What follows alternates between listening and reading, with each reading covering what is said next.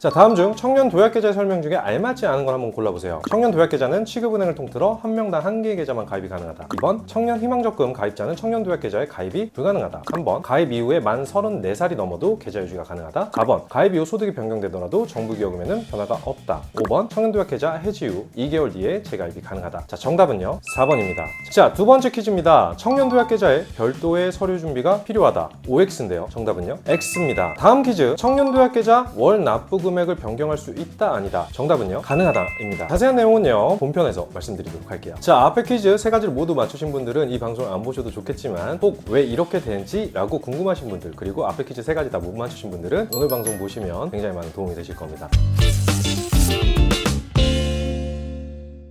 자, 예전부터 이런 말이 굉장히 많았죠. 부모보다 가난한 최초의 세대가 지금의 2030 세대다. 그래서 정부가 이 청년들의 목돈 마련을 위한 다양한 금융정책들을 내세우고 있는 상황입니다. 금융정책에 가입을 하려면 나름대로의 기준이 있잖아요. 그 중에 소득 기준이 너무 낮다는 반응들이 꽤나 많이 있었습니다. 주 5일 최저임금 받는 분만 해당 사항 있는 듯 월급 230은 혜택 받고 나 같은 240이나 250은 혜택도 못 받네. 230 미만이라니. 사실 230이냐 240이냐 사실 거기서 거기인데 불과 이 10만원 차이로 누군가는 혜택을 받고 누군가는 못 받는다라고 우리가 생각을 한다면 저라는 좀 억울할 것 같거든요. 그래서 정부가 더 많은 청년층이 혜택을 좀 더 누릴 수 있도록 새로운 금융정책을 가지고 왔다라고 합니다. 그것도 조금 더 완화된 조건으로요. 완화된 조건으로 이 고소득 청년도 가입이 가능해졌다라고 하는데, 더군다나 이자의 세금도 안 떼고 성실한 납입자에 한해서는 신용점수에 가점도도 준다고 해서 100만 명 이상 가입을 하고 있는 그런 계좌입니다. 자, 오늘의 정책 파헤치기 청년 도약 계좌입니다.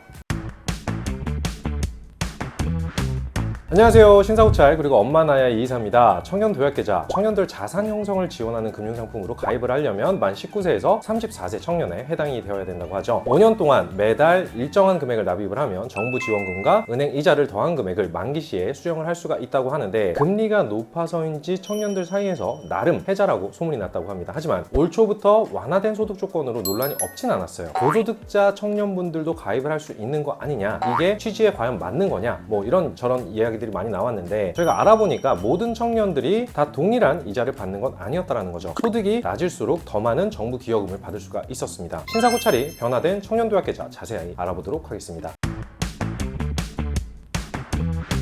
자, 기존에는 가구 소득이 중위 180% 이하여만 가입이 가능했어요. 1인 가구 기준 연소득이 약 4,200만 원 이하면 가입을 할 수가 있었죠. 자, 월급으로 환산을 해보면 대략 한 300만 원 초반 버는 사람들까지 가입이 가능했다는 결론이 나옵니다. 하지만 완화된 이후에 가구 소득 중위 250% 이하까지 가입이 가능해졌어요. 1인 가구 기준 연소득이 약 5,800만 원 정도 되는, 정확하게 말하자면 5,834만 원이거든요. 요거보다 이하인 경우에도 가입이 가능해졌다고 합니다. 월급으로 환산을 대략 해보면 대충 한 13으로 나누면 되잖아요. 그럼 400만 원 정도 초반 받는 사람들까지 가입을 할 수 있었다는 거죠. 자, 2인 가주 기준으로 본다라고 하면 연소득 대략 한 9,700만 원 정도거든요. 부부로 가정을 했을 때 총 월소득이 640만 원 정도 된다라고 한다면 가입이 가능합니다. 자, 이뿐만이 아니죠. 청년 도약계좌 같은 경우는 5년 동안 일정 금액을 납입을 해야 된다라고 제가 말씀을 드렸는데, 이 5년 솔직히 너무 길죠. 그래서 3년 이상만 가입을 유지를 한다라고 한다면 이후 중도 해지를 한다고 해도 이자에 세금을 부과하지 않고 정부 기여금도 60%까지 지급이 된다라고 합니다. 여러분께서 갑자기 결혼을 하거나 출산을 한다면 뭐가 가장 필요할까요? 딱 드는 생각 하나밖에 없죠. 돈이나 목돈. 그래서 청년 도약계좌는요, 급전이나 목돈이 필요한 청년분들을 위해서 특별 중도 해지라는 제도를 추가를 했습니다. 자, 이로 인해서 결혼이나 출산으로 중도에 계좌를 해지한다고 해도 이자의 세금을 부과하지 않고 정부 기여금도 깎는 거 없이 기존대로 정상 지급된다고 합니다. 자, 신청은 어떻게 할까요? 해당 계좌를 취급하는 은행들을 제가 한번 나열을 해볼까요? 국민은행, 부산은행, 신한은행, 대구은행, 하나은행, 광주은행, 우리은행, 전국은행, 농협은행, 경남은행, 기업은행, SC제일은행 중에 원하시는 은행을 선택하시면 됩니다. 먼저 은행에 가입 신청을 하시게 되면 해당 은행은요, 서민금융직무원에 가입자의 가입 요건을 확인해달라고 요청을 하게 됩니다. 자, 이 서민금융직무원은 이 가입자의 나이, 개인소득, 가구소득 등을 확인을 하고 이 사람 가입해도 되겠네? 라고 생각이 들면 해당 은행에 확인 결과를 통보하게 되는 형식이에요. 자, 그러면 은행은 가입자에게 최종적으로 계좌를 개설해주면 끝나는 문제입니다. 365일 24시간 항상 가입이 열려있지는 않아요. 매월 신청할 수 있는 기간은 따로 정해져 있습니다. 자, 보통 월 초라고 하니까 내가 이거에 관심이 있다라고 하시는 분들은 미리 대기하고 계시면 굉장히 좋을 것 같아요. 자, 신사고찰 게시글에 가입 일정은 저희가 수시로 업로드를 해둘 예정이거든요. 그래서 많은 구독을 해주시면 도움이 되실 수 있지 않을까라는 생각이 들어요. 자, 하지만 고소득자이신 분들도 가입을 할 수 있다 보니까 이런저런 말들이 좀 많았다라고 제가 말씀을 드렸는데, 저희 신사고찰에서 알아본 바에 따르면 한간에 이 떠도는 그런 소문들과는 내막이 조금은 달랐어요. 저소득자와 고소득자가 받는 혜택에 차이가 좀 있었어요. 5년 납입 기준으로 월 최대 한도 70만 원이라는 기준은 저소득자분들하고 고소득자분들은 모두 동일해요. 하지만 이 정부에서 지원해주는 이 기여금의 차이가 있어요. 자, 청년도약계좌는요, 신청자의 원금에 정부 기여금이 추가 지급되는 형태인데, 개인소득이 총급여 2,400만 원 이하의 경우에는 정부 기여금의 지급 한도가 40만 원의 6%인 24,000원이 5년 동안 매달 지급이 되게 됩니다. 자, 24,000원을 5년 동안 매월 받게 되면 곱하기 60개월이니까 144만 원을 정부 기여금으로 받게 되는 거고, 거기에 별도로 세금을 떼지 않겠다라는 거예요.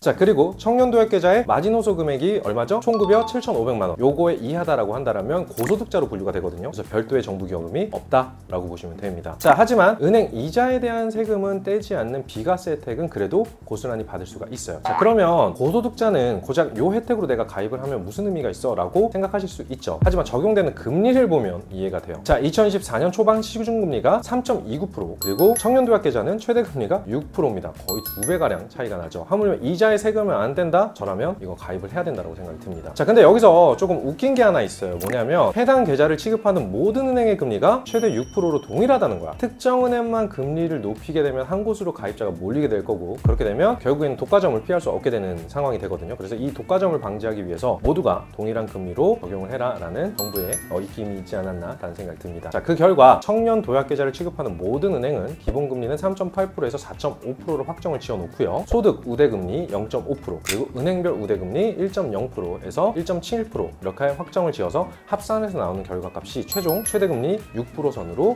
확정을 짓게 되었다라는 거죠. 하지만 이 금리를 세부적으로 확인을 해보면 약간의 차이가 있긴 해요.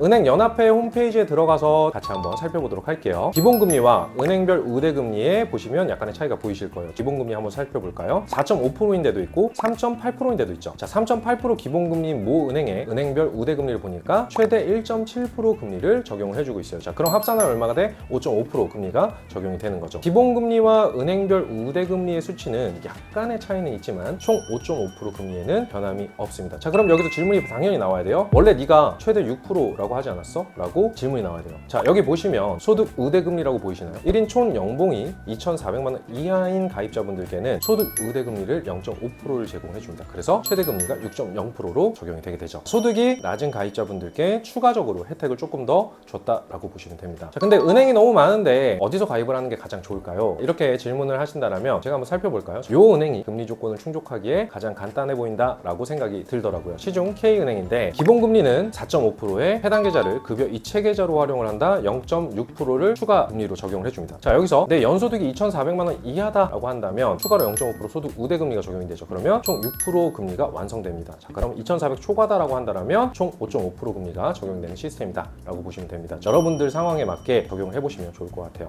제가 한번 예시를 한번 좀 더 들어볼까요? 자, 연소득이 총 2,400만 원인 청년이 한 달에 70만 원씩 5년 동안 납입을 할 경우에 원금으로만 4,200만 원이 쌓이게 되죠. 거기에 6% 금리 적용을 하고 세금까지 떼지 않으면 이자로만 640만 5천 원을 받게 돼요. 자, 그러면 원금과 합산을 하면 얼마가 돼? 4,840만 5천 원이 돼요. 자, 거기에 정부기여금 144만 원을 합산을 한다? 그러면 총 4,984만 5천 원이 되거든요. 근데 정부기여금에도 별도로 16만 원의 이자가 붙어. 그러면 어떻게 돼요? 5년 뒤에 약 5천만 원을 받아갈 수 있다는 계산이 나옵니다. 근데 이게 좀 많이 쉬워 보이긴 해. 총 급여가 2,400만 원이면 실수령 금액이 한 180만 원 정도 나올 거거든요. 자, 그러면 180만 원에서 5년 동안 어떻게 매달 70만 원을 내냐? 그래서 미리 말씀을 드리자면 최대 한도가 70만 원 뿐이지 금액 조정은 내가 원하는 만큼으로 조정을 좀 할 수 있어요. 그래서 여러분들께서 부담되지 않는 선에서 하실 수 있는 만큼만 하시는 게 가장 좋지 않을까라는 생각이 듭니다.